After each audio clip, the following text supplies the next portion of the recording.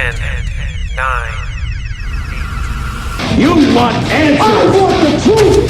Get ready for two guys who can't handle the truth. I want the truth! You can't handle the truth! But we can. Dave, Palumbo, Chris Aceto. RxMuscle.com presents Heavy Muscle Radio. Watch out! Welcome to another episode of Heavy Muscle Radio. I'm Dave Palumbo, and I'm joined, as always, by the technician, Chris Aceto, on this August 19th, 2019 evening. And Chris, we are inching, closer and closer to the Mr. Olympia weekend. I sent our press pass applications in. The hotels are booked, the flights are booked. So I believe that, we're almost there. I could sniff it. As the month dwindles away and we get closer to September, obviously, we're going to start seeing and hearing a lot more stories and a lot more, hype and hoopla is going to be put out there. But, kind of something, well, first let me say hello. How are you doing? I'm doing good. Let's get right there. All right, let's get right to the story that I really want to talk about with you is that, people have been putting out all these, YouTuber guys that, there's a show, because Dexter and Jay mentioned that there's going to be a show coming out next year that's going to be possibly bigger than the Olympia in terms of prize money. And everyone took that and ran with it. And obviously, you and I kind of knew that the Rock, WWE superstar, Hollywood movie star, right? The Rock was planning on coming out with a show, The Rock Games. Now, they've been talking about this show for 2 years already. Yeah. I don't know when they planned on coming out with it. I thought it was supposed to be a year or two ago. Evidently, it's coming out this year. And I'm sure The Rock supposedly has some big-time sponsors. I think Under Armour and Ford Motors or something like that. Under Armour's stock is tanking, but go ahead. But, he's a big Hollywood player. He can certainly bring money. And The Rock is kind of like the modern-day Arnold. What Arnold was able to do for bodybuilding, 20 years ago, The Rock is trying to do now, which is going to help promote bodybuilding. But the Arnold Classic never supplanted the Olympia, right? And The Rock's show will never overshadow the Olympia either. The Olympia will always be the Olympia. And people are trying to say, it's going to be better than the Olympia. No one's going to want to do the Olympia. Bullshit. The Olympia is the Super Bowl. Who doesn't want to win the Super Bowl? Do you think the players that go to the Super Bowl care how much money they make being in the Super Bowl? No, they want to be they want the number one spot. They want to be the number one team.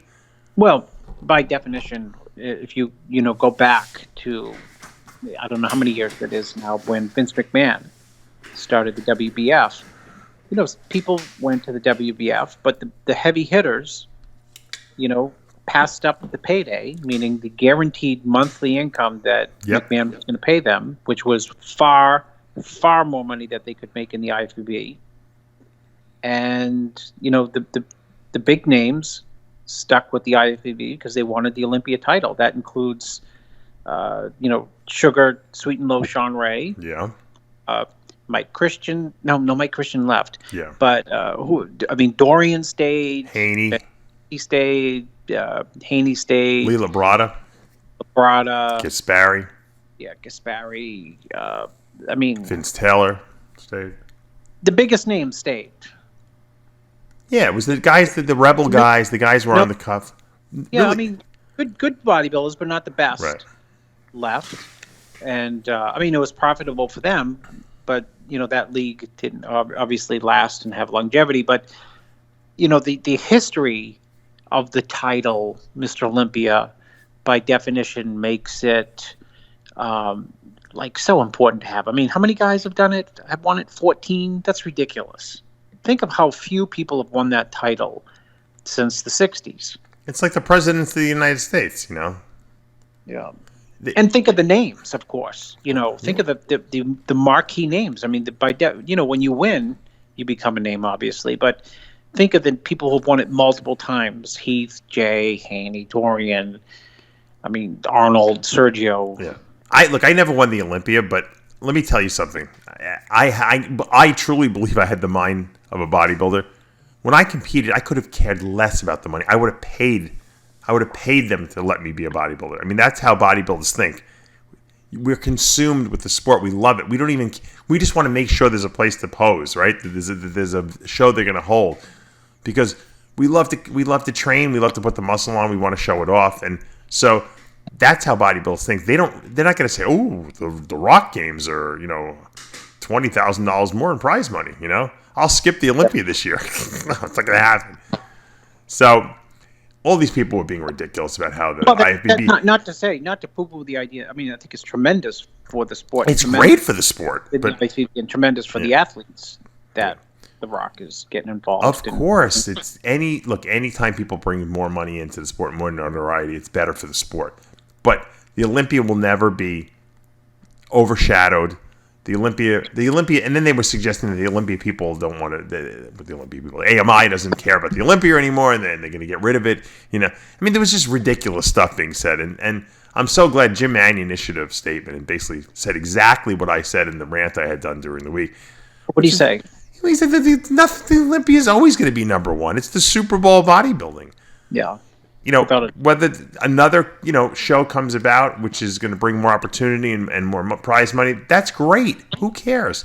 Look, the Olympia is not the number one weekend of the year. The Arnold Classic is certainly a bigger sports festival than the Olympia, but the Olympia is still the Olympia. It's the best bodybuilders in the world. The Arnold doesn't have the best bodybuilders in the world. It has very good bodybuilders, but the best of the best are crowned at the Olympia. That will never change. Yeah. The difference between the Arnold and the Olympia is that, like, the crowd gets into, and people and me and you and fans, who's going to be in the first call out when you're at the Arnold. But it's an invite show, right? And it's different. It's different. I mean, you have to break your ass and kill yourself to get to the Olympia. Yeah. So it's it's harder to get there. And there's more people at the Mr. Olympia. But the first call out it's the most dramatic 3 minutes and anxiety filled for probably the athletes 3 minutes of the year, because they're going to call either 5, 6, maybe 7 guys, so someone's going to be left out, and it's just it's for the Super Bowl, it's for the biggest show of the year, and there's a lot of electricity. It's the only show, really, period, the only bodybuilding show that creates electricity before it starts. Yeah. There's a buzz. What's going to happen? Right. And it doesn't matter who owns it. It's the title that the bodybuilders want. You can sell it to some guy in China and sell it to the fucking guy in the corner grocery store. It's still the Mr. Olympia. It doesn't matter. It could be Steve Bleckman's Mr. Olympia, and they're still going to have the same, hype and hoopla behind it. That's what people want. They want the title, and so I don't know why there's people, what it is? I'm kind of getting sick of it. I got to be honest with you. I know I'm part of it, but this whole YouTube,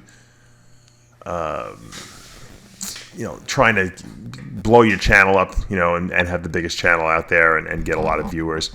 It's like every time someone posts anything on Instagram nowadays, or any little possible thing that could be construed or made into like a story or an opinion, people will I got to do a YouTube video on it.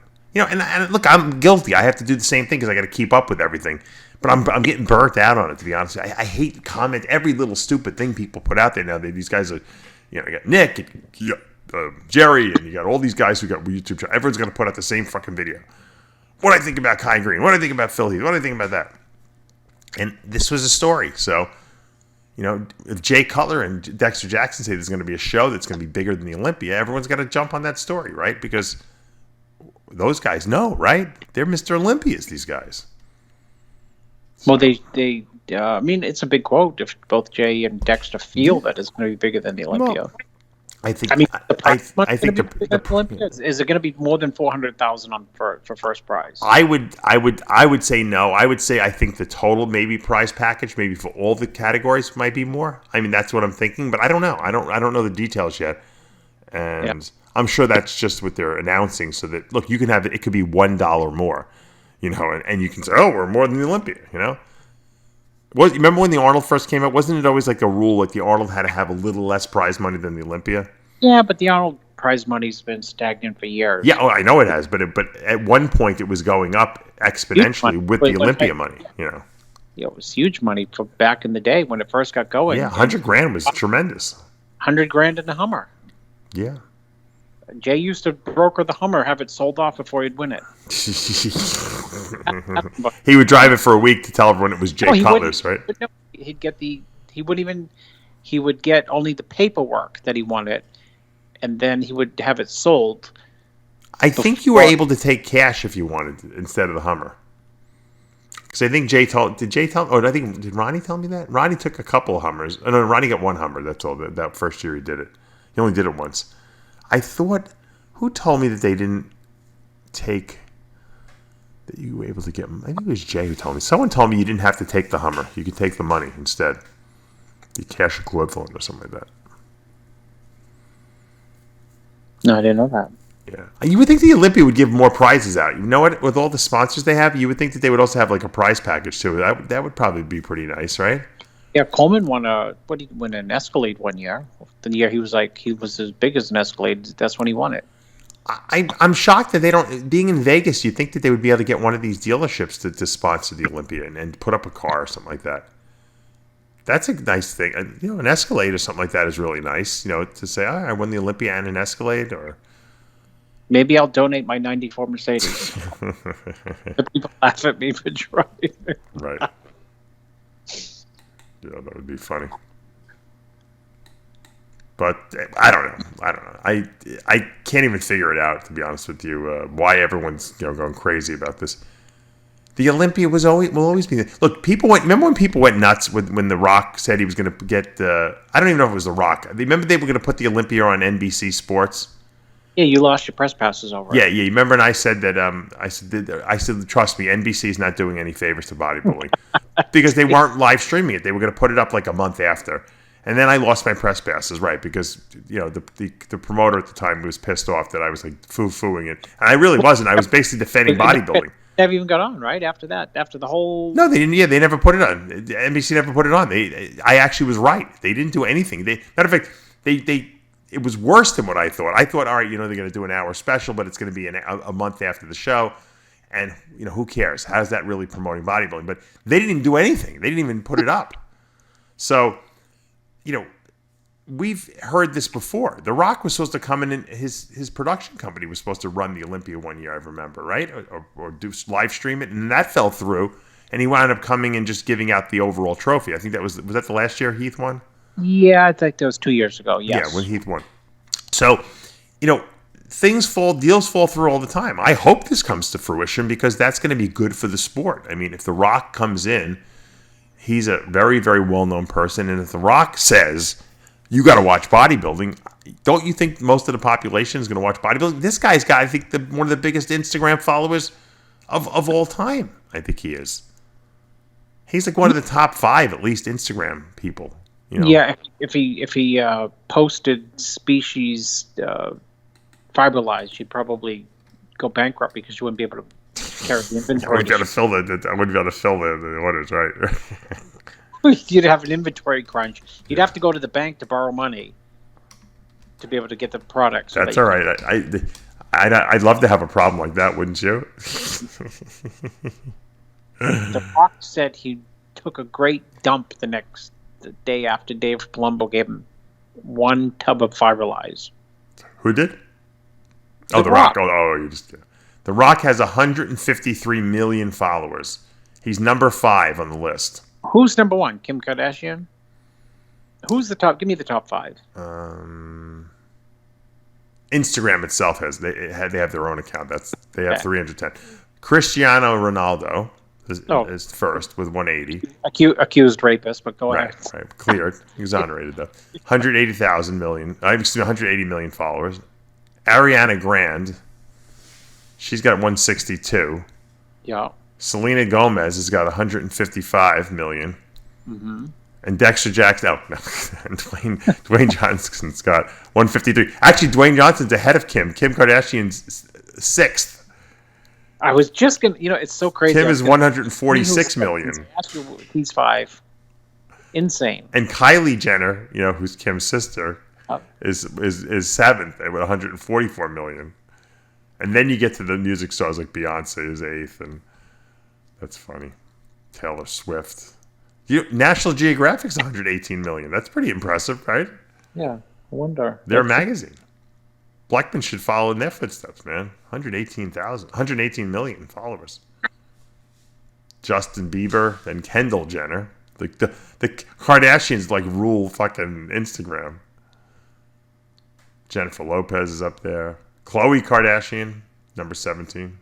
Miley Cyrus, 18. She's got 97 million followers. Someone was supposed to go train one of Katy the Perry, Kourtney Kardashian. some pro bodybuilder. I'm trying to think who called me once to ask me. It had to be like 3 years ago.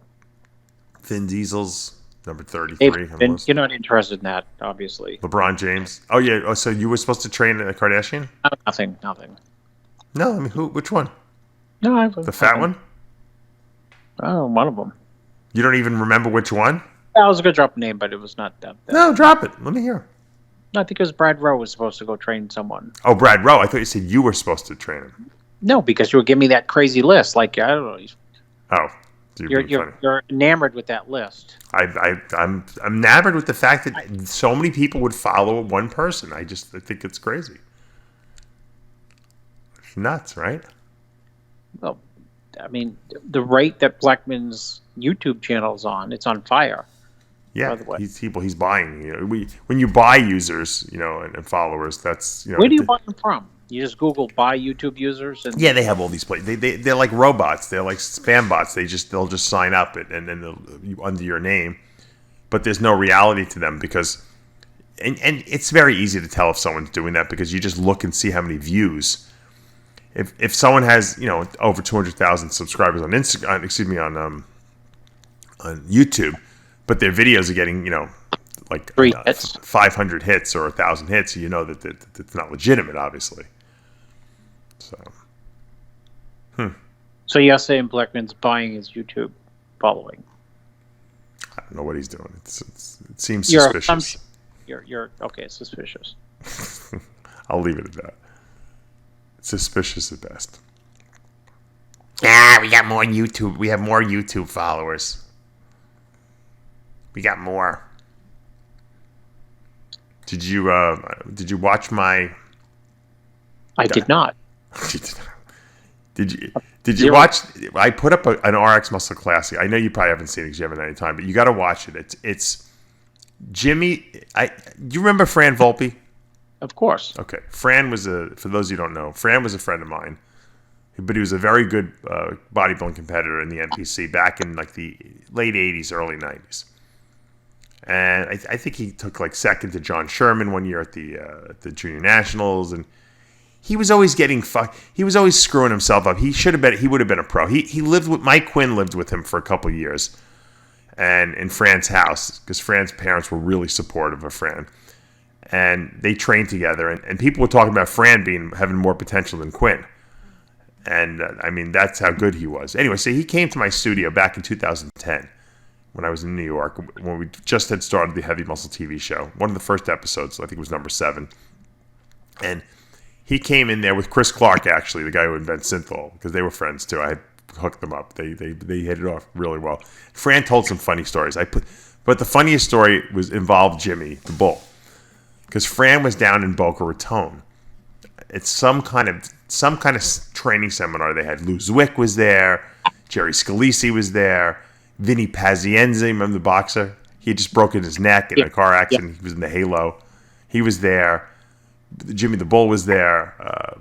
Who else was there? Mike Quinn walked Pazienza into the ring at one time. Yeah, they were friends for a while. So I think Quinn helped him with the comeback after he broke his neck, right?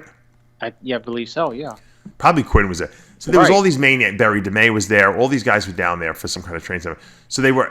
I guess the night before the seminar, they went out and were, partying it up and, drinking and everything like that. Barry DeMay was a notoriously, used to get drunk all the time. Barry was trashed. Jimmy said he was taking beer labels and slapping them on girls' asses. And Jimmy the Bull and Barry evidently met these two girls that Jimmy said they might have been underage. And they took him in the car, and they went for a ride. Now, Barry was driving, and he was drunk, and he made them stop and get a 6-pack of beer. And he was already drunk when he got there, and he was pounding the beers as he's driving.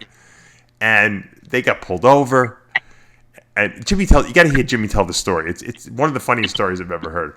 And Barry was like, they had to give Barry a sobriety test, and he passed the sobriety test somehow because Jimmy thinks because he had a thick accent and the woman didn't realize he was trashed. Mm-hmm. Oh yeah. And then the girls had a bag of Coke that they threw out the window. It's such a funny story that I will not even try to like give you the details. You got to have Jimmy tell it, in his way he tells his stories. It was really, really, really funny. And so I look back at some of the stuff we did in the past, and remember we didn't really put stuff on YouTube back until recently, because YouTube wasn't a monetizable thing. We would put it on our own site and stream it from our own site. So the guys today, people who compete, haven't heard a lot of that old stuff. That's why I've been trying to dig up some of the old interviews and put them on there. But this story is put a ton up. I try to get Barry to man. I'm like, Barry, you got to come on the show. I got to ask you about this story because it sounds like one of the funniest stories of all time. And Barry is setting up some new website. He's been setting it up for 6 months already. He was supposed to be done by June. Mm-hmm. And I had asked him to come on. I wanted to interview him, and he's like, I'll soon.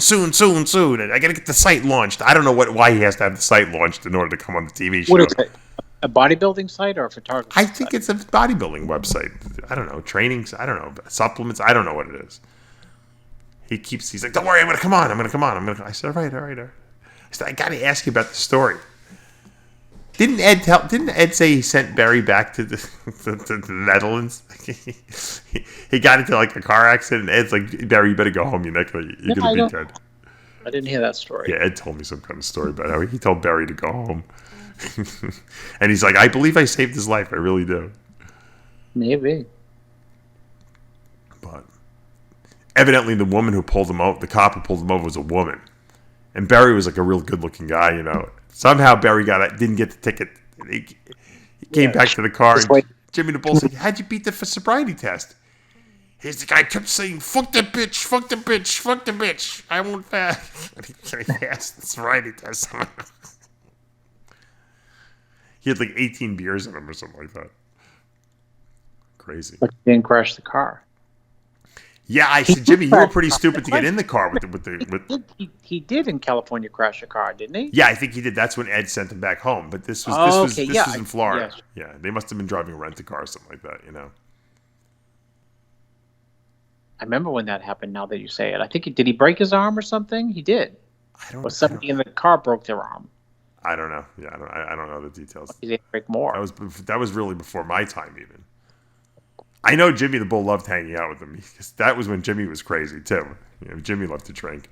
I said, Jimmy, you must have been out of your mind to get in the car with him driving. And he was drinking a six-pack on top of that. He's like, Dave. Oh, when they got, I know what it was. When they were getting pulled over and the cop turned the lights on behind them, they still had like 3 beers left. And Barry was drinking them all himself. He's like, Jimmy's like, what are we going to do with the beers? Why they didn't think they could have beer in the car, I don't know. He's like, give me the beers. So Barry was drinking the beers before he pulled the car over. So he pounded down 3 more beers to get rid of the evidence, so to speak. They obviously weren't thinking rationally, I said, Jimmy, why didn't you drink the beers? Why was he drinking the beers?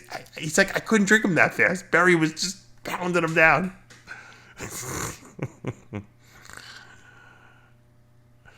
Crazy story. So I also had Jeff Margolis, who's a immigration attorney on the TV show this past week. Yeah, I saw the headline. Where'd you dig him up front? No, Jeff contacted me. He does. I think he did Rami's visa. He told me. Jeff is not getting Hadi into the. Well, he didn't say he could get him in. He said we wanted to go over the procedure to get him in, or try to get him in at least. Oh, okay. He said he would try for free. He wasn't going to charge Hadi anything. If Hadi couldn't do it, he said he would gladly do the paperwork. Is he glad doing it for free, or is he not? Well, Hadi, it's impossible to get in touch with Hadi. You know that. I've tried. When I did that New York Post interview, the New York Post guy, he couldn't get in touch with Hadi either. And he's like, look, I want to just give the guy some free publicity. Yeah. I said, I don't know what to tell you. He contacted Hani Rambod, who didn't respond to him either, the Post article guy. So, maybe they have someone working on it. I don't know. But I'm trying to help facilitate this, right?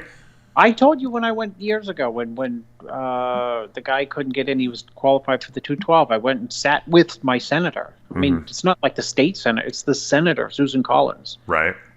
She Which tried, is and she was nice enough to take a meeting and discuss it, and she said it was impossible. Really? And where were they from? They were from Pakistan. Wow. Oh, And I know. Who you're talking it about. wasn't even a ban. It just he had an issue previously with immigration. Right, but Hadi hasn't had he's just on the no-fly zone, so to speak. I know. We got our Iranians are like taking tankers from Britain, and I mean, it's like Iranians are like public enemy number one since 1978. Right. Unfortunately. But you made the point, and a great point, and it's a strong point. I mean, it seems like it's a irrefutable point that isn't sports supposed to be like the last bastion to bridge. Yeah, it's got to be. It's like when they have like a day during Enemies. war where there's no war. All right, we're off today. Whatever it is. Armistead or amnesty. I think that's the right term. Whatever it is. I mean, even it's crazy. It's like on Christmas Day, the war. They usually stop the war. Well, I mean, it's like the Olympics. You still have, outside of Jimmy Carter, when Jimmy Carter boycotted the Olympics, and then the Russians boycotted the Olympics after that. But I mean, the most part, right? During the Cold War, we went to Nazi Germany. And, I knew you were going to say that. Jesse Owens ran against it there. They hated black people, and he went to Nazi Germany and competed and won the Olympics. Because that was something that the sports are separate from that. Well, they're part of politics now, apparently. It's terrible. I would love to see Hadi on that Olympia stage, man. It's terrible when you have one of the best bodybuilders in the world. It would be, if he was like a 5th or 6th place guy, I'd be like, nah, whatever. The guy is arguably, could win the Olympia. That's what I think is bothering a lot of people. He's not a run of the mill guy. He's just not another guy, who's going to qualify for the Olympia. He's maybe the best. I told you that he is. People have sent me emails about this, and they say that I'm wrong. He's already beaten Brandon Curry. I say that for a fact. I'm not going to say that he's can beat Brandon Curry, but he's beaten Brandon Curry in the last 24 months. Yeah, I know. Insane. That's crazy. And he was the Arnold. He should do the whatchamacallit show. The shows after the Olympia, don't you think? The Open. I would do the Open if I were him. He probably will. I mean, he should do them all. So let's see. What do they got? They got the Olympia is the 12th through the 15th. They got a pro show in Italy. John Enrico Pica's putting on.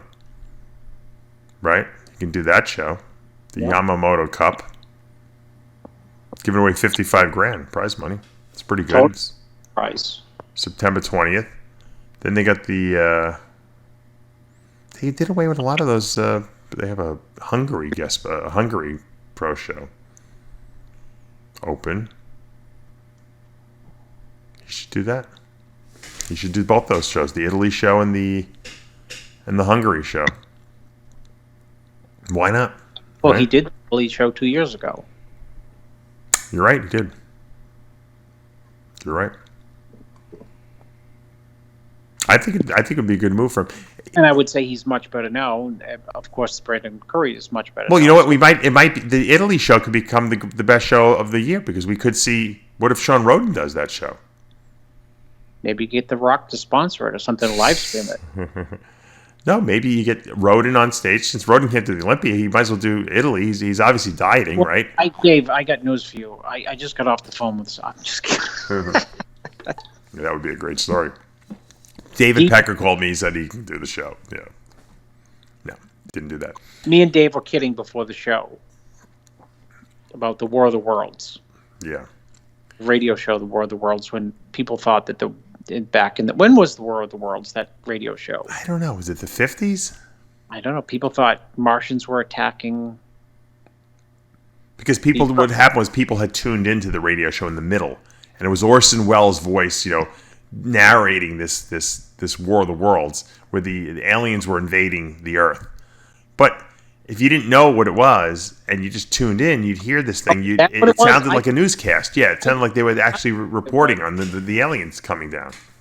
I thought it was just made up, like a made up show that would. No, it wasn't like an April Fool's joke. It was actually Orson. Because remember, there was no TV, so Orson Welles was just he was reading the War of the Worlds, and there was on radio. So people, it was like one of these audio books, and people didn't know. They tuned in. They're like, "Holy shit, we're being invaded!" I was going to announce. There was no CNN and TMZ and fucking internet to check out on. That was it, People lost their mind. So I was going to announce, like War of the Worlds, that I'd spoke to an assistant junior editor at the National Enquirer, who said Sean is back in the show. Yeah. Well, look, Sean is getting ready for the show. We saw the pictures on his Instagram, Chris. There's no denying that he's dieting, and I'm sure you're the one dieting him, correct? Correct. Okay.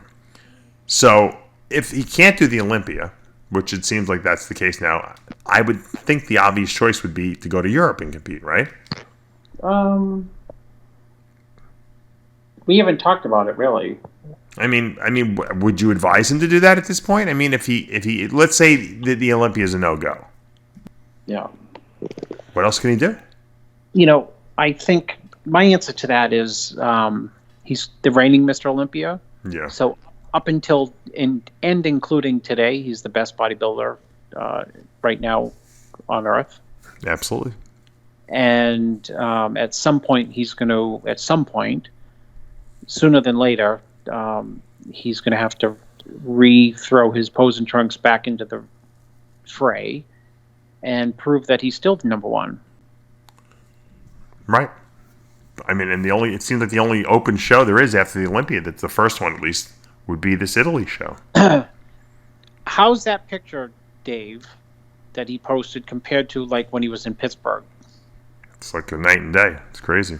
Okay, so 1 day for Sean is like 4 days for everyone else. Yeah. Well, I don't think anyone doubted that he would get himself in shape for the Olympia. I think, at least, I mean, there were people probably who thought that. I didn't think that. You didn't think that, but we just thought it was a bad showing for him, to show up like that there. But I don't think anyone doubted that he would, he's a hyper responder, that he would get back to his old form. The problem is he can't do the Olympia. It's not allowed in the show. But he's not banned by the IFBB, so he theoretically can do the Italy show, assuming that the promoter, Gian Enrico Pica, who I'm sure would love to have him there, doesn't say, I don't want you there, because it's up to the promoter, correct? That seems to be the rule. Dave, I know how to get you more YouTube subscribers. Mm-hmm. We can set up a pose down like 3 days before Sean Roden and Hadi Chopin. No, that's what I'm thinking. That's what I'm getting at. If Sean does the show and then you get Hadi in the show as well in Italy, it might be a bigger draw than the Olympia. To get Mr. Olympia and the guy who could possibly win the 212 Olympia in the show, you can't see them anyplace else. Yeah, it would sell 1 million tickets in Italy. People be flying to Italy to see the show. They may. As Kai Green would say, stranger things have happened. Maybe they'll get Kai Green in the show, too. Imagine that. Kai, Roden, and Hadi Chopin. Chopin. Show that Roden's in. End of story. I think Kai's done. I think he's done. I don't think he's going to make a comeback. Although George Farah went on the, I reached out to George. I wanted to just say this, because I have obviously, you and I bust George's balls a lot, but in the past, but also, he just got over being sick, and we still talked about it. I like George a lot. I do. I have to tell you, he's got he's one of these guys that even though he could do screwed up stuff every once in a while, I just like the guy. I just he's harmless in a sense, but he's George. He can't help himself. He did it. I asked him to actually come on the RxMuscle TV show because I wanted to interview him about his whole cancer experience and everything like that. But evidently, he's the last remaining muscular development athlete. Did you know that, or employee? He claims that he still has a contract with them. So I have to believe George doesn't lie, right? Wait a minute. You got. Isn't Ron Harris there? Well, yeah, Ron. I mean, Ron runs the show there, but I'm just saying in terms of like other people that they employ. Oh. So that was the pretext which he used. So yeah, that's how he got out of an interview with me. He would never come on the show. I think he might still. I don't think that he's lying. I don't think he's getting paid anything, but I think he actually is still working with them in some capacity.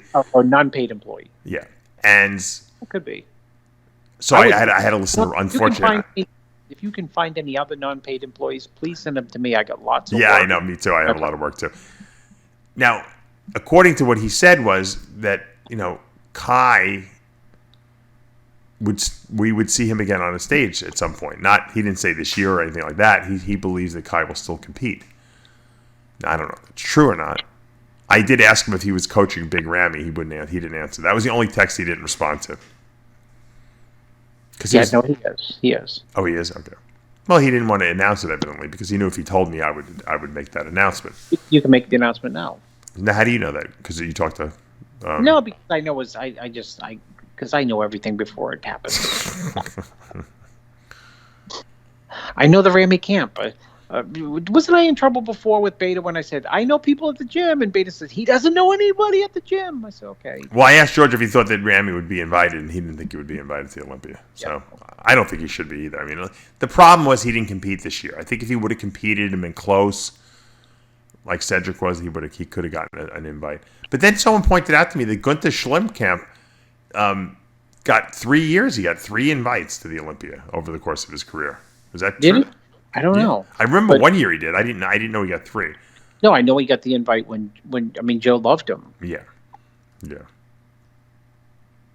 But Joe would give out invites. It's funny nowadays the IFBB has to go give out invites. Back then Joe gave out the invites, but then again Joe was the IFBB, right? Wasn't Joe and Ben kind of the IFBB anyway? I think it was a different setup. I'm not sure, but I think it was the one and the same. Like the IFBB really was the Weeders, so they can do whatever they want. It's their show. Yeah. So, I remember Paul DeMeo was right in '94. Was he invited? Yeah, he hated it. He hated the special invite and didn't want to go. Yeah, which is crazy. Which is ironically it was the only time he ever did the Olympia. Which is the opposite. Most people would be like, "I'd love, I got the invite." He felt like that he had to work for it, and he felt this horrible feeling that my peers, meaning other people, right on the stage. Mm-hmm. Going to think that, what's this guy? Never even done a pro show and he's in the show. Right. He hated, that was like way too much pressure for him to hold. Yeah, I imagine that because he just didn't look good at that show. And the irony of the thing was that would be the only Olympia he ever appeared in, right? That would be yeah. I think that was his first and only pro show. Wow.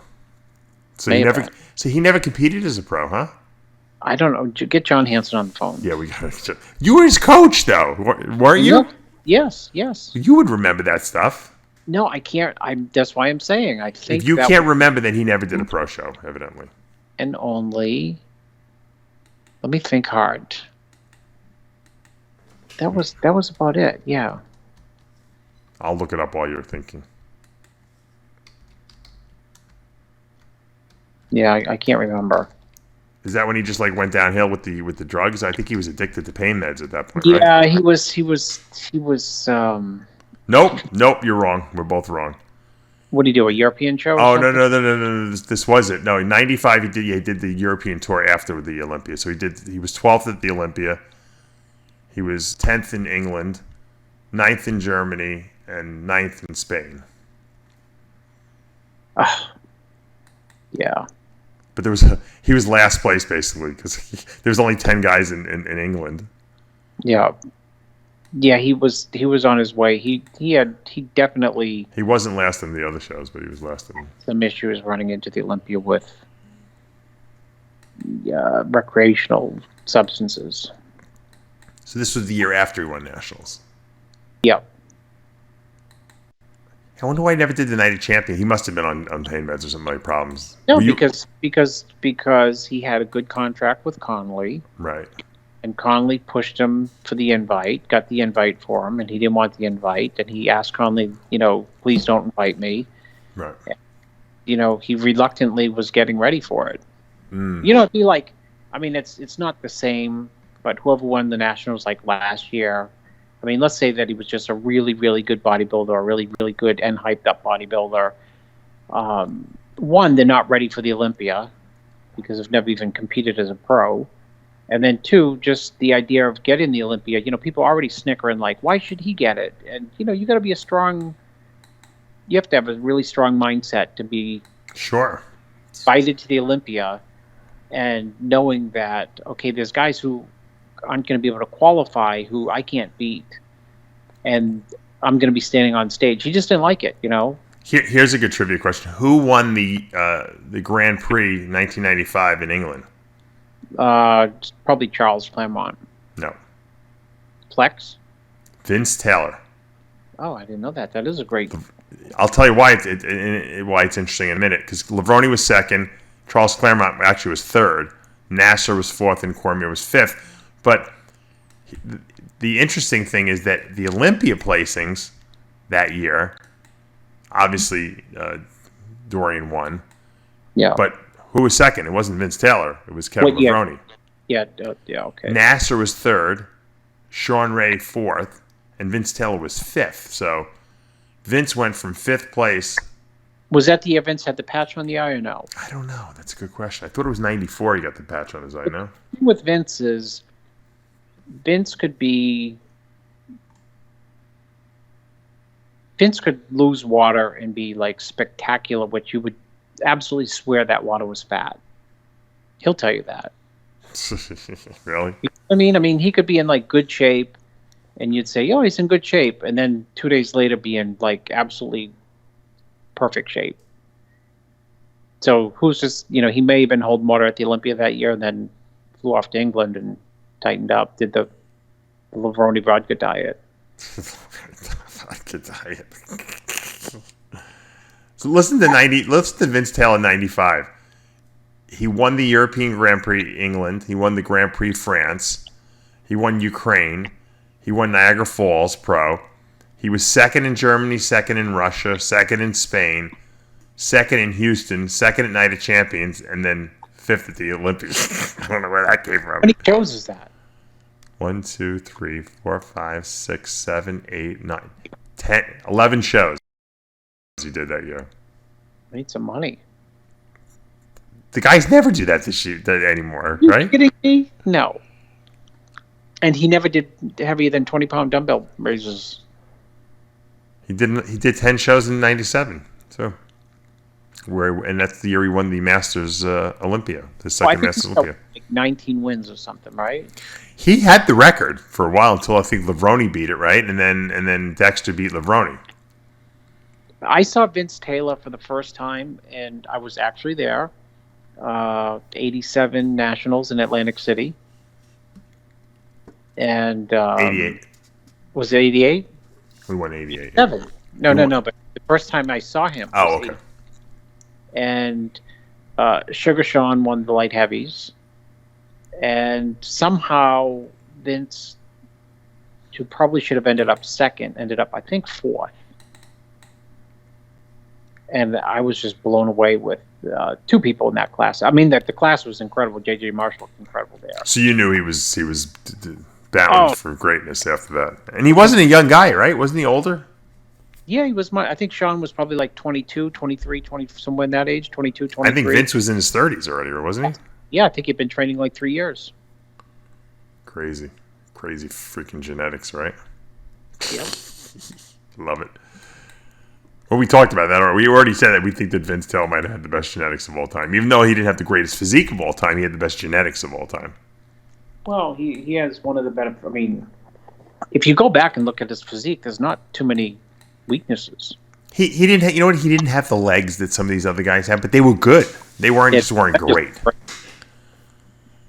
Right? He didn't have glutes and hamstrings, I think, right? He's had them before. Yeah. he just has that, like, he reminds me of like a almost like a Michael Lockett, type physique, like just crazy hyper responder to everything, Look at a weight and you grow.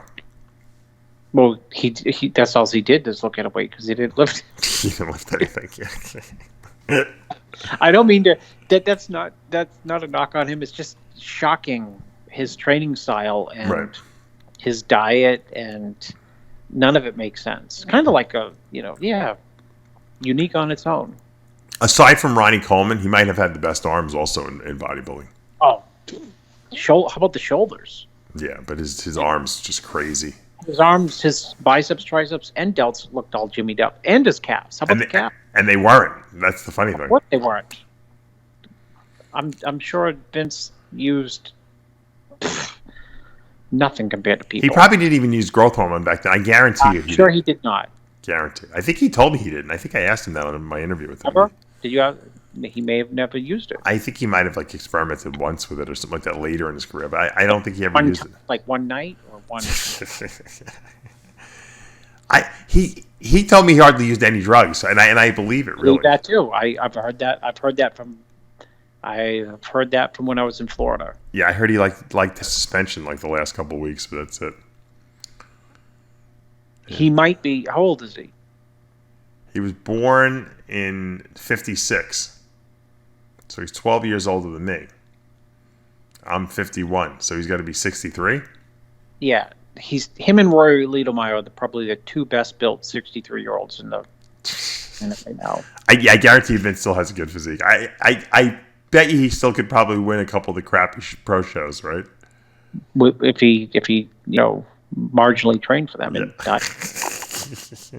The funny thing is, he was telling me he has got injuries. I'm like, what? I'm thinking, what is he injured from? The guy doesn't lift any weights, Yeah.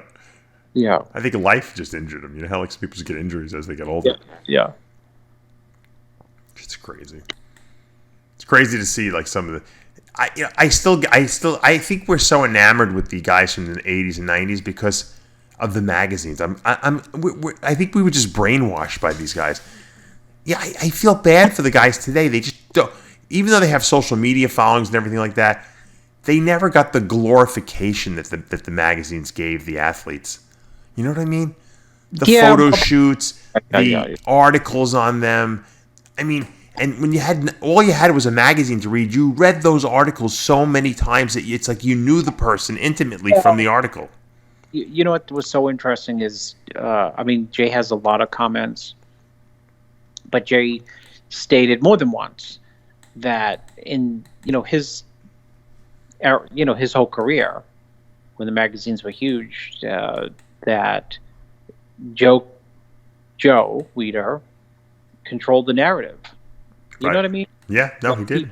He controlled the narrative of not who Jay Cutler is, but to a large degree what people could see of Jay Cutler and Dorian and Flex and the gambit of everybody. Mm-hmm. And that's obviously changed dramatically.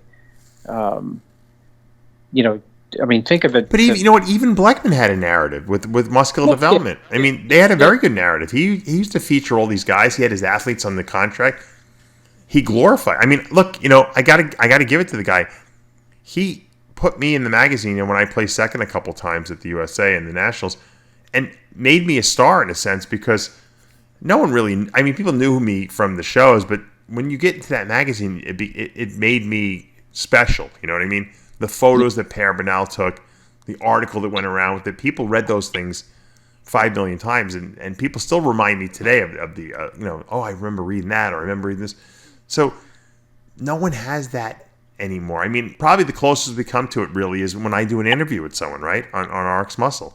Well, the other end of the spectrum too. The amazing part, not switching back to Joe Weider, is if you won a big show, or even if you won nationals and you had like a potential pro bodybuilding career, Joe would fly you to California, which would be like stunning to people. Like, Joe's flying me out, and you'd never get to see Joe, but he'd set you up at the hotel, take care of your meals, right. Put the photo shoots together, and if you're really, really lucky enough, you get to go up to meet him in his office, and as Jay said, it was like meeting it's another great quote of Jay.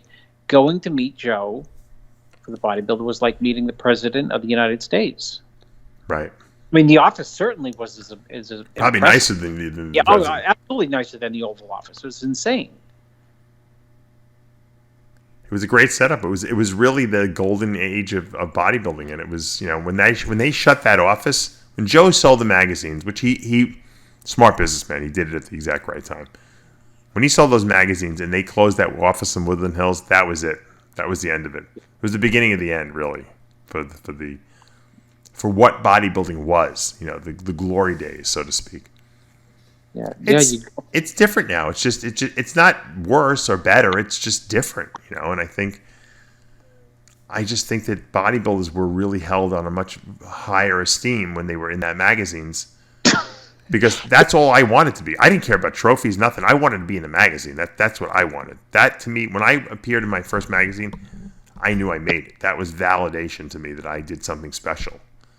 And that people don't understand that today. That was like, you made it. You're not everyone got in the magazines. Everyone who read everyone who's a bodybuilder read all the magazines. So if you were in one of those magazines, they know who you were. So if you wanted to get known by people, by the fans, by other bodybuilders, you had to appear in these magazines.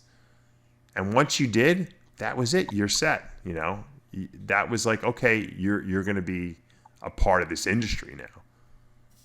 Yeah. And I can't explain it to anyone. The feeling was the greatest feeling of all time when I got my first little. I think there was like a little picture of me in maybe Flex, I think, or something like that, because I placed at a junior USA or junior national show. Then the following year, I actually had a photo spread in Ironman, and that was like. Oh. Can you imagine there were multiple magazines? Mm-hmm. The four big ones were Ironman, Muscle Mag, Muscular Development, and then Flex. Muscle and Fitness really wasn't, they had bodybuilders in it, but it wasn't really like hardcore bodybuilding. So those if you were in any of those four magazines, I mean, that was it. You were validated. Usually you got into Ironman first. That was a little easier to get into because they would feature more people that were kind of like upcoming amateurs. Muscle Mag was like that too. The Steve Neese would run around Gold's Gym taking pictures for that Muscle Beach column. Steve Neese's column was like Instagram. Yeah, that exactly. Snippets of everything. It was like TMZ of the day. No, TMZ was Lonnie Teeper's News and Views. Remember that? But Lonnie just was basically just he was. I guess he ran stories. I guess you could say that he was good like that. He had like little gossip and little but not like Steve Neese. Steve Neese had like 400 stories in the same article, right? I mean, there were like little snippets all over. Matter of fact, Steve's article was so all over the place they couldn't figure out how to lay the pictures out that he would give them for the article. So sometimes you would read about the person, you try to look for the picture. What the fuck is he talking about? Which pictures matches up with the little story he was telling? But yeah, it was gossip. It was all the gossip of Venice, California. There, he would be at the gym every day taking pictures, and I wonder what he got paid for that article. No, probably not much because it was. Wasn't he there all the time though? Yeah, but it was in Muscle Mag, so Bob didn't pay well. No, but I'm saying, Steve Neese spent a lot of time in that article. You would think that he would have gotten. Spent a lot. He was like a groupie. Just spent the whole entire day. Yeah, I know. He was like a. He would have done it for free. So he wasn't paid well. He was like the Christian Duke of the day. No, right? like George he's non-paid employee. He was maybe like a non-paid employee of Muscle Mag. Yeah, and then you had Jerry Frederick flitting around the gym in there. Yeah, taking pictures of girls. Yeah, and guys. He had what was it, Hot Shots? Jerry Frederick's Hot Shots. That was like his column, his equivalent, I guess, column in Muscle in Iron Man. And Jerry's the one who actually shot my first little photo shoot, my leg shoot. It was in his. He had like a little 2-page spread where they would do like upcoming guys, So yeah, that was the heyday. That's why you had to go out to Gold's Venice, because if you weren't there, you couldn't get in the magazines. You had to get pictures the media taken. was. Gold's Venice in L.A. was exclusively to bodybuilding like Wall Street is to finance. You know what I mean? You just, if you want to make it in finance, you go to New York, you go to Manhattan, you go to Wall Street. If you want to make it in bodybuilding in any way, shape, or form, whatever that means, like in, you know, I mean, Ron Harris was out there, for God's sakes. It's like a teenager. That's how long Ron has been involved, working to lose weight. I mean, he wasn't in the right. LA, but I used to see him out there like when he was like a kid. Yeah, I think he people. had the previous face up until like, you know, late 20s. So I'll give Ron one thing. Ron's a hard worker. He definitely, he's always worked his ass off in this industry, and that's why he made a living from it. Yeah, 100% agree with you. Who was I talking about hard workers? I was thinking of Robin Chang the other day. No, we were just talking about Tamer El Gunti. Oh, Tamer. I wanted to. Tamer, yes. Yeah, I wanted to bring up the fact that there was a muscle contest that took place in Vietnam this past weekend. Pro Men's Physique. It was won by Wu Long from the U.S. And he beat a Vietnamese guy, Tuan Tran, who was second. I hope you pronounce those names correctly. Well, Wu Long I did, yeah, but I don't know about the second place guy. The third place guy was from Italy, Alex Sagatti. And I was saying to myself, I said to you before the show, I said, Tamer must be on an airplane every single weekend. This guy and his brother Tarek, who took over John Lindsay's muscle contest, and they've expanded it worldwide now. They're in every country, these guys. I can't even imagine. I think they travel 55 weeks out of every year, even though there's only 52 weeks in a year. It's nuts. I mean, they got to be the two hardest working guys in our industry. I know Tamer from before he even started competing, because I met him in Seattle. I had been out there doing an appearance for something, and I met up with him, did a little consultation with him, and you know, I talked to him, and I just knew. I said, this guy's got hard work. He's going to be a good bodybuilder, because he's like a guy sister, and you know, he was writing everything I was saying down, all the information, and he always gives me credit for helping him with his career. And then you told me a good funny story that you had been complimented him on how good he looked, and he said, "Well, I'm done competing. I'm going to concentrate on business now." Right? Yeah. I'm at the Arnold. I think it was the Arnold. It was like a few years ago. He wasn't competing, and I asked him something like, you competing anymore or something like that? And it was the one and only time I met him. And he said, no, I'm done, but I'm a hard worker, and I'm going to take the energy that I put into my bodybuilding, and I'm going to put it into something business related to bodybuilding. He said, not supplements. And he said something, I don't know yet, but I'm not worried about it. How funny is that? Yeah, but he said it he said it, matter of factly. And I usually know when someone's just talk. No, he's a hard worker. Talk. I'd hire him in 10 seconds. That's the kind of guy that he is. If you give him a job, he's going to get it done.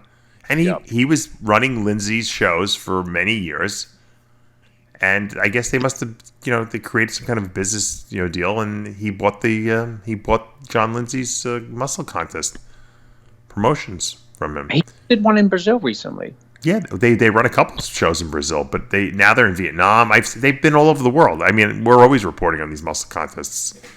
So they're in Ireland. They're really expanding the brand worldwide. And obviously they must have local teams that they set up. They fly a lot of people. And I wouldn't want the responsibility, to be honest with you. It's got to be a logistical nightmare, Yeah. All right, we got to go to Vietnam this weekend. Seriously, I did like traveling back when I was doing a lot of traveling, but I also wasn't running contests in these other places. It was bad enough. I was stressed out enough just to actually try to figure out how we were going to get all the interviews done and try to get press passes. But I mean, they're actually going there and running a show. It's a lot of work. People have no idea. People always ask me, "Why don't you promote a show?" I'm like, I don't want to. It's too much fucking work. It's a lot of work to promote one show. These guys are doing like 50 shows a year. I don't care if it's your full-time job or not. It's a lot of fucking work and responsibility, and there's always something going wrong. Venues, you lose venues, holidays, bad weather, wasn't there a show recently where the cops came and shut him down? Mo El Moussaoui had a show, right? In like Lebanon or something like that? Or one of these places. and they shut him down. Thank God he knew someone in the political cabinet there who okayed the show. But remember, it started like 2 a.m. You were telling me. Yeah. That was the was that the same show? Yeah. The Lebanon, that was a few months back. Yep. You got to deal with all this crap. And when you're in other countries, there's laws and rules. It's not like you're in the U.S. and you got a constitution to back you up. If someone comes in and doesn't like what you're doing, fuck, you're done. You could lose a fortune, if things don't go right. So, I like I said, I salute Tarek and Tamer El Gunzi because they're doing a phenomenal job. I have a very short list of great promoters out there, and they are on that list.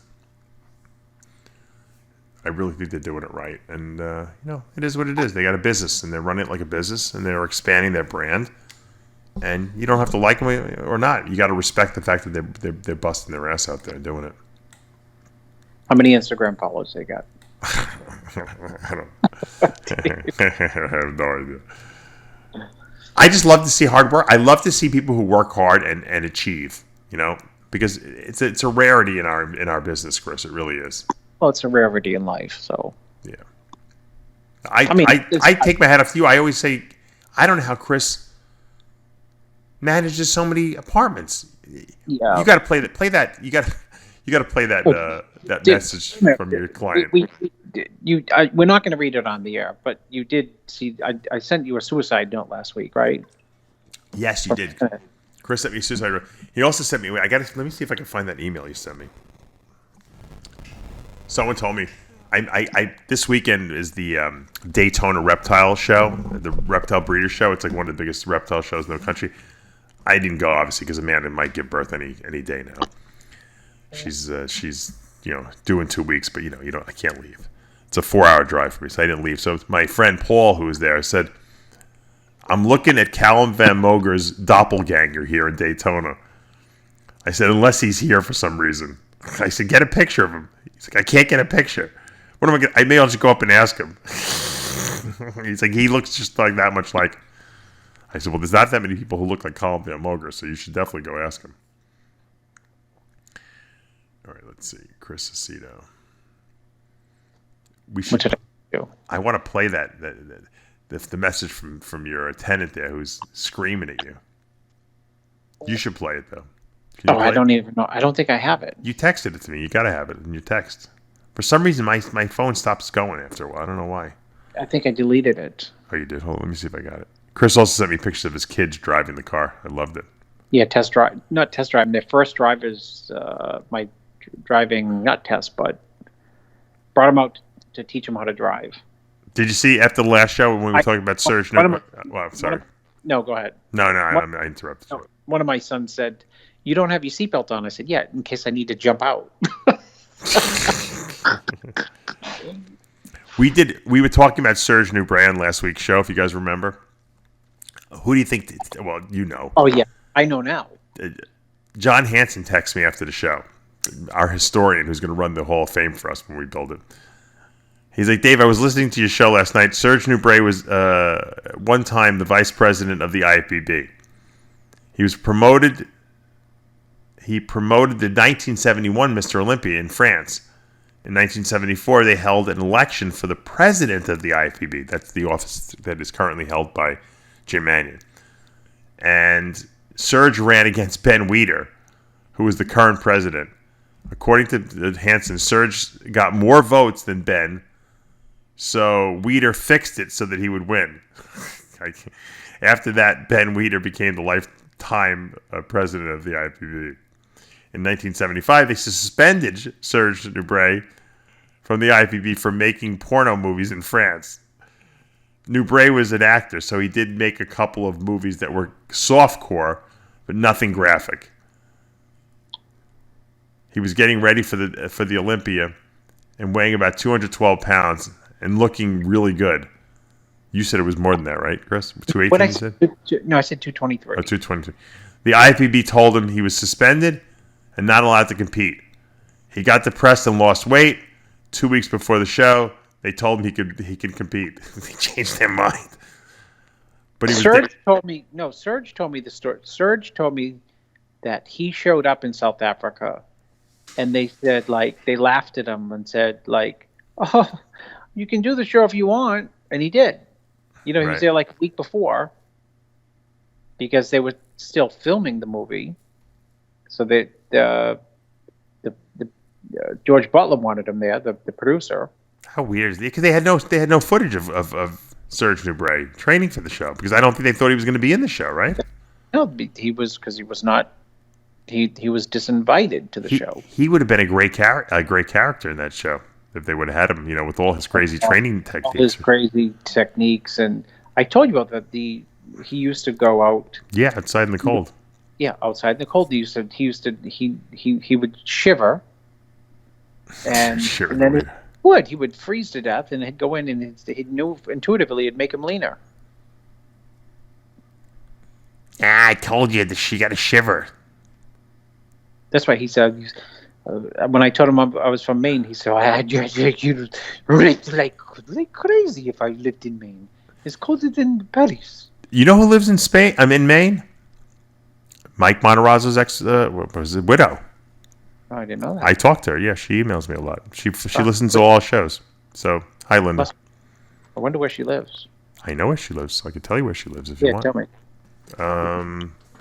It's very rural. Hold on, let me. The whole state is very rural. I know, but it's really rural. It's like on the border of New Hampshire and Maine. She said.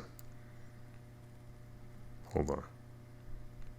Linda. I'm not gonna give you the address out. I'm just gonna tell Chris Wood. But actually, is it? Hold on, I'm pulling it up.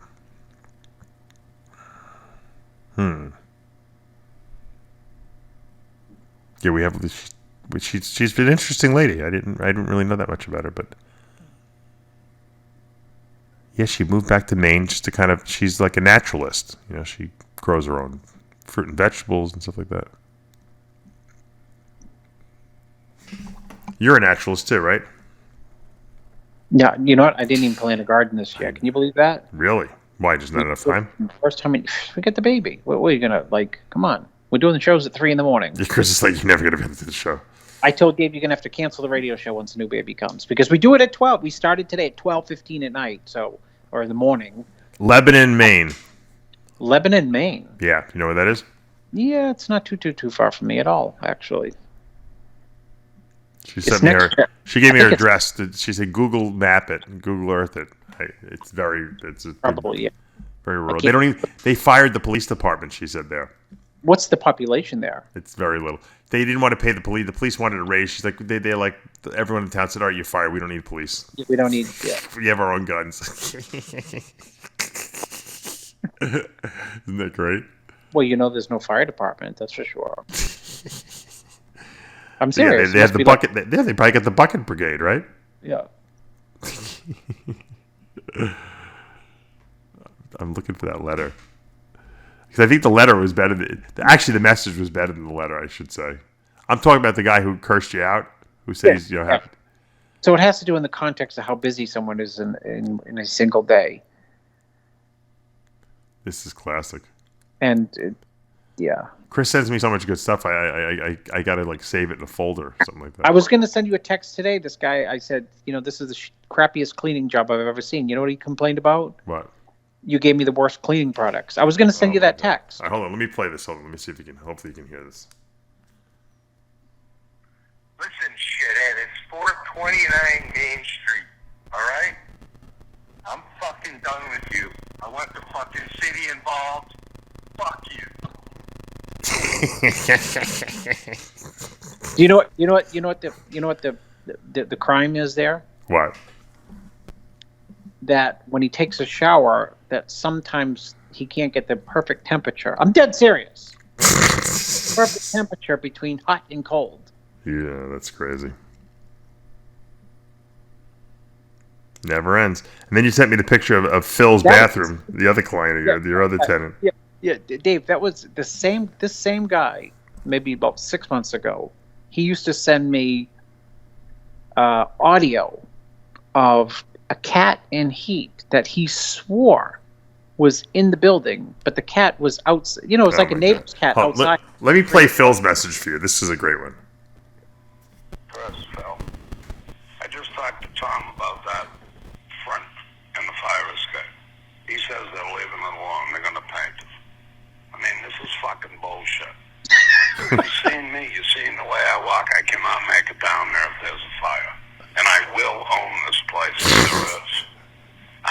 I'm going to call code enforcement.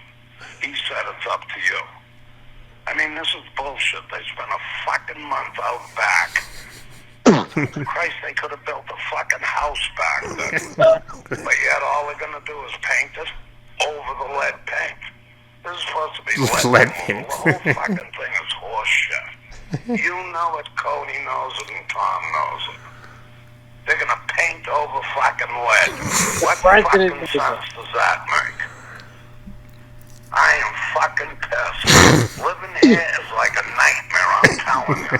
It's one fucking thing after another. Oh, by the way, you got bugs again. Got a message. I mean, seriously, dude.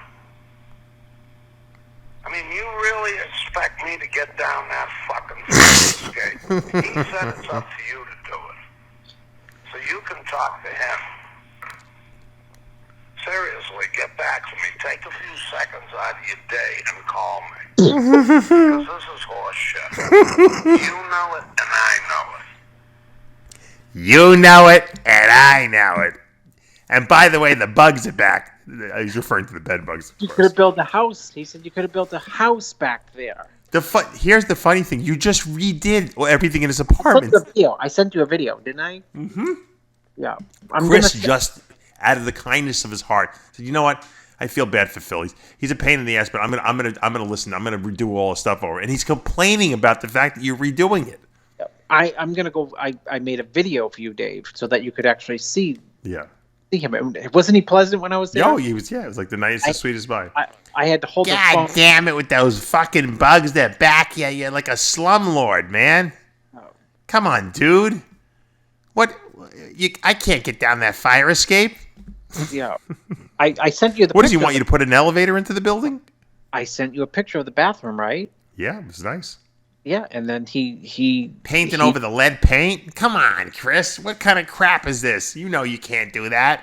He complained about the tile color, right? Once I put the tile up. What did I say he complained about? The tile color?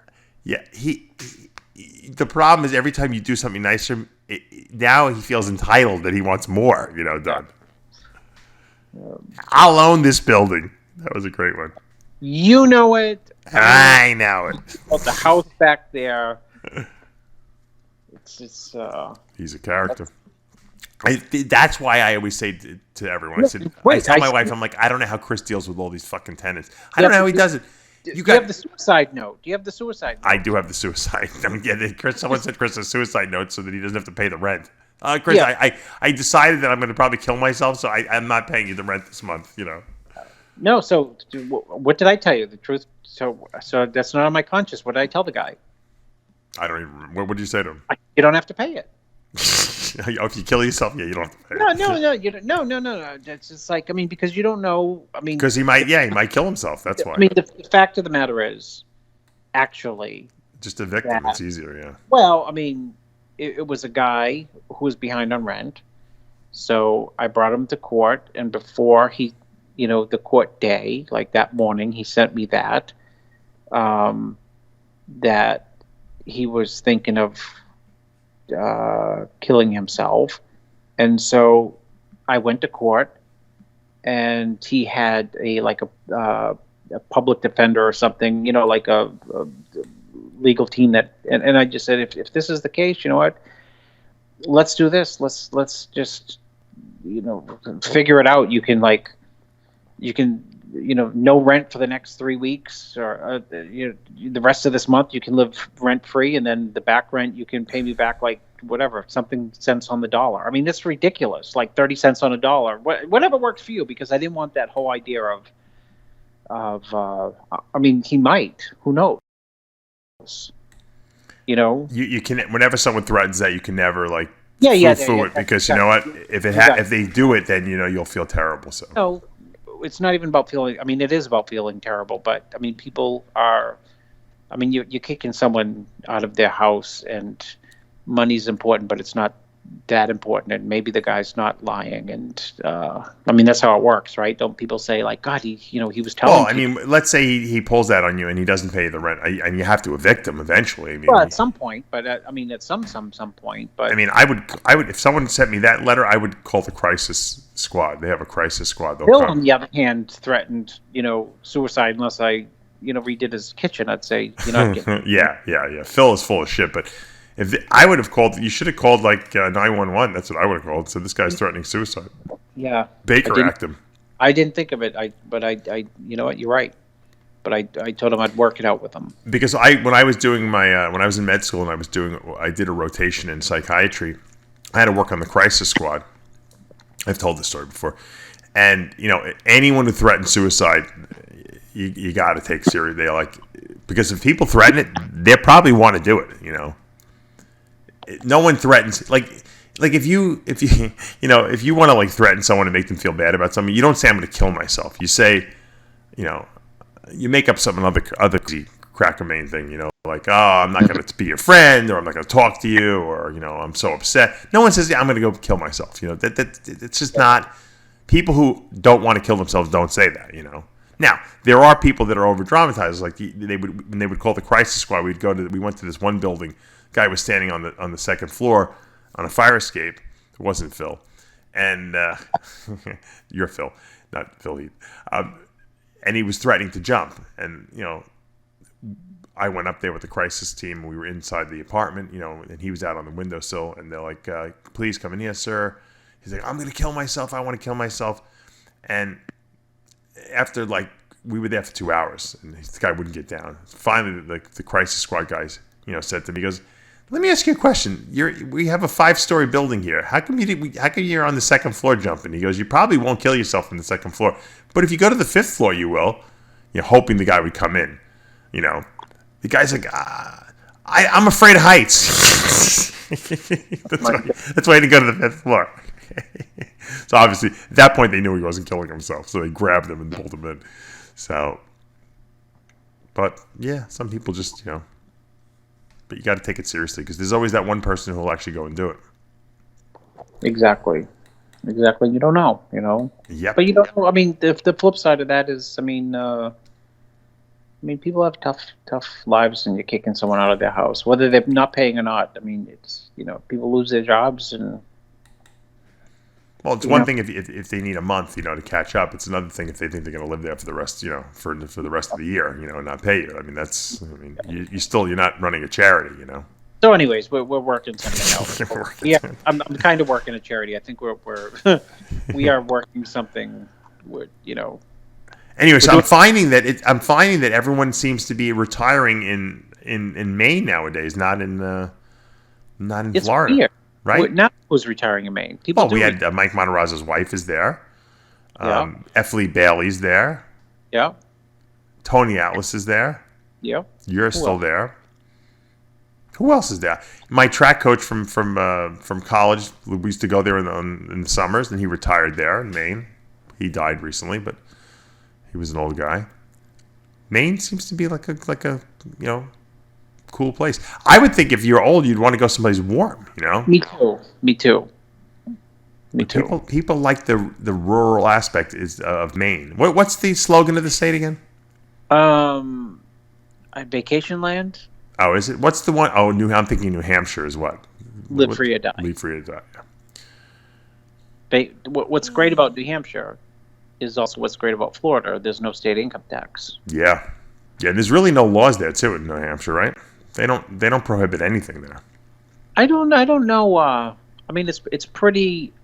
It's a beautiful state, but like all those states in New England, it gets cold in the winter. You guys are freezing up there, man. Yeah. I wouldn't want to be there in the winter, man. If I was over 50 years old. Well, we haven't had the. Isn't that bizarre, Dave? We don't have. You know what the litmus test for me for global warming is? Lack of frozen pipes in the winter. It still hasn't yet. You're still getting they frozen used to pipes. freeze. No, seriously. You'd get pipes used to burst, because they would get so cold on a dead January night, and somehow a draft in the basement, now it's just, it gets cold, but not Yeah, you're jinxing yourself. This coming I winter, hope you'll not. have 40 bursted pipes, but frozen pipes. Yeah, they'll have no water in the middle of the night, and the guy who can't get the perfect hot water, cold water will have none. And unfortunately, Phil will be the fucking guy who gets your tenant. Maybe Phil. we should invite we should introduce Phil to the guy over the other guy who, was freaking out leaving a message. Yeah, who's gonna kill you? You know what? I Phil is on the TV show. That's what I think.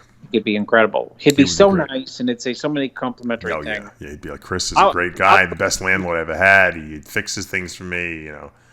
I'd be like, yeah, you have any insect problems over there? Never.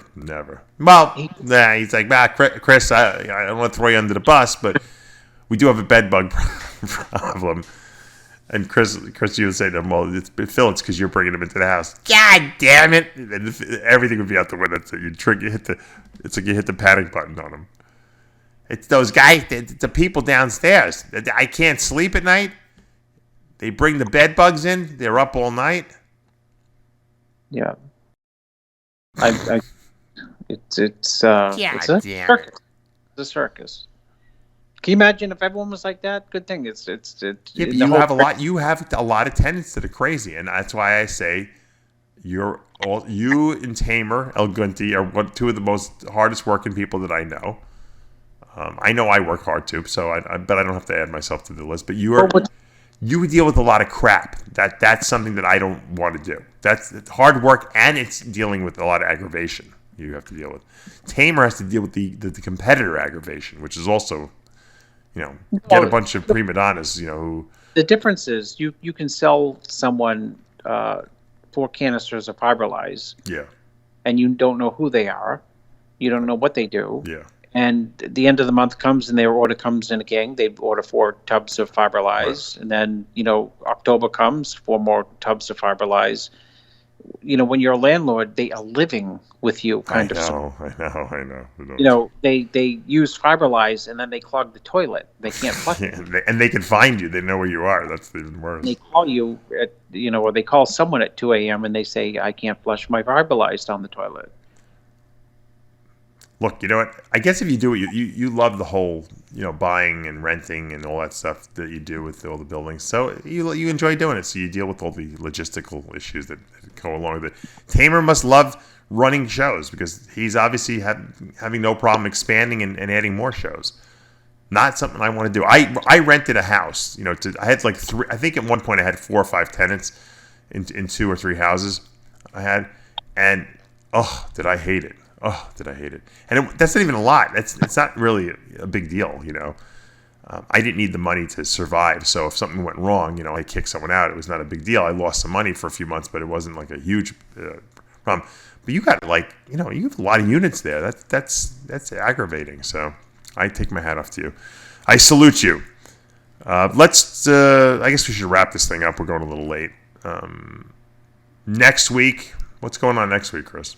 Next week, we are just 1 week closer to the Olympia. So there's nothing major going on. There's a couple shows. I think there's a couple shows. We're doing a show this week, right? Me, you, and someone else. Oh, yeah. We have a good show this week coming up. I'm not going to say we have a special guest. Special guest star.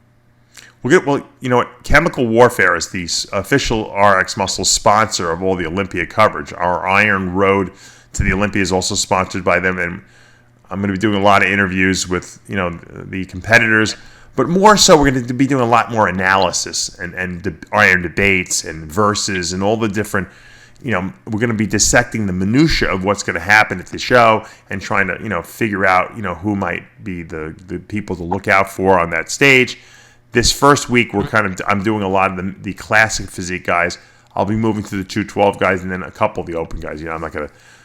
The open guys are the biggest pain in the asses, to be honest with you, to get committed. I'll tell you who who the best guy to deal with in the open division is. Who do you think is the person I never have a problem getting an interview with? Kuklo? He's good. He's good too, but let's say. Wait, give me a chance. In the top 3, 4 guys. Okay, rule out Dexter, rule out Rolly, rule out Brandon, rule out. Nope, Brandon Curry. Nicest, easiest guy to get on our show. Oh, that's good. because he understands, the need for promotion. And I always have a great interview with him. I like him. He's one of the nicest. Look, if he won the Mr. Olympia, no one would complain. He's probably one of the nicest guys in our industry. Down to earth, low key, mellow, doesn't think he's better than anyone else. Hard worker, great guy to interview. And you know what? He's become a good interview now because I know him now a lot. I know his family. I know his kids, and so I have a lot to talk about with him. He's a kind of a shy guy. He doesn't really open up, but once he knows you and feels comfortable, great interview. So I'm looking forward to getting him. Obviously, we're going to get the 212 guys. I've been trying to get Hadi Shupin on the show, but I guess he doesn't speak English, so maybe he feels like he's not going to be like it's going to be a difficult interview for him, Mm-hmm. What about Bonac? I've gotten him before. I'll say one thing. A couple of these guys are still under contract with AMI, although I don't know what that really entails. But AMI, because of Dan Solomon's running the Olympia, AMI has been allowing them to come on the TV show because they understand that promotion is important. Thank God. Dan Solomon's such a breath of fresh air over there at AMI. I love dealing with him. So we could get Bonac on. A lot of these guys are so focused on the show, but you know what?